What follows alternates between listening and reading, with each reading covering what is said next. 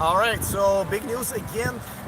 Porsche is being outsold by Tesla. I know I reported last week that Tesla already outsold Mercedes-Benz, which is a big deal, but only here in the United States. Also, Tesla outsold Jaguar, which is another big deal. Now, Tesla outsold Jaguar in an entire year up to date so far. Oh wow, some fireworks. We're here at Venice Beach. Hopefully it's fireworks and I don't have to duck. But we're live here in Venice Beach. I'm here at the conference in Los Angeles. I know it's a little bit windy, but hopefully you guys can hear me. Let me know if the audio is okay, but I figured I would go live here from Venice Beach at the sunset. But anyway, back to Tesla. This is one kind of big deal. Now, this is a Q3. This is quarter three where Tesla outsold a Porsche, and they're probably going to outsell them by the end of the year to date. So that's, once again, Porsche, obviously a big manufacturer, part of Volkswagen Group, but nevertheless, just stand along, it is a big company, and the fact that Tesla is now outselling them is once again a huge deal.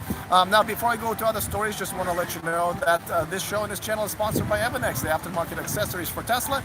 There's a discount code in the description of this video. Go ahead and grab it. And of course, if this is your first time here, go ahead and click on that subscribe button so you don't miss anything moving forward. All right, so another news that I want to talk about, which is not such good news, but it's kind of good news and bad news at the same time.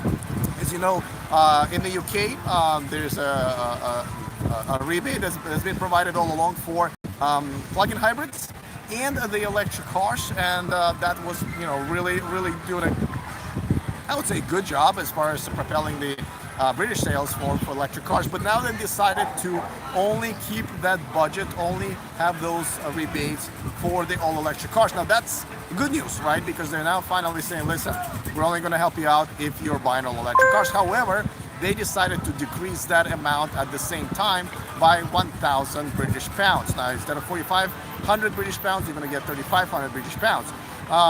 So that's not such a good news. At the same time, I do have to say that this is not the first country that's decided to kind of start slowly to take money away from the budget for the electric car movement. I think it's pretty fair. I mean, let's remember that since the first Tesla Roadster and Nissan Leaf were sold, it's been about now 7 years, and we're kind of, pretty soon this industry should be able to walk on its own. Nevertheless, if you're in Great Britain, I believe you only have another month or so, so go ahead and get your definitely plug-in hybrids, but even in electric cars if you wanted to buy something in the next few months. Another news, and this is coming from Tesla again, Tesla Killer has been patented or copyrighted by Tesla. It looks like Elon Musk is serious about having it as one of the limited production products. We don't know if it's really going to look exactly like it was in that pretty popular now tweet that he did to kind of mock people who were claiming that Tesla is going into bankruptcy. And we don't even know if it's going to be tequila per se. But this is definitely some interesting news and fun news. It's refreshing to see fun stuff coming out of Tesla rather than SEC investigations and all kinds of tweets from Elon, right? So I thought that was pretty interesting. Now, let me move on to the comment of the day, which is pretty interesting. I think Agent RR, I forgot the name, sorry, because I can't even look at my phone right now. Someone's actually running my camera for me, so I can't really see your chats. But the question was this. There's a dilemma. I think the guy's in New York, and he's wondering if he should buy the Model 3 right now. The cheapest version is $51,000, but he would get a benefit of $2,000 rebate from the state and then $7,500 from the federal government, or wait until a $35,000 version is going to come out, and in that case, he will probably going to forfeit pretty much most of that amount. Now, if you compare those two, obviously he's going to spend less money overall. His question is, what should he do? Yes, overall, you're still going to spend less money if you're going to wait for $35,000 version. You're probably still going to keep the $2,000 rebate from your state, and then probably even half or a quarter of the $7,500 tax rebate. But at the same time, the value of your car that you're going to buy is literally going to increase if you take advantage of the full credit right now from the state, from the federal. So as far as if you're really short on your money right now, yes, definitely wait for the cheaper version because that's going to be cheaper overall.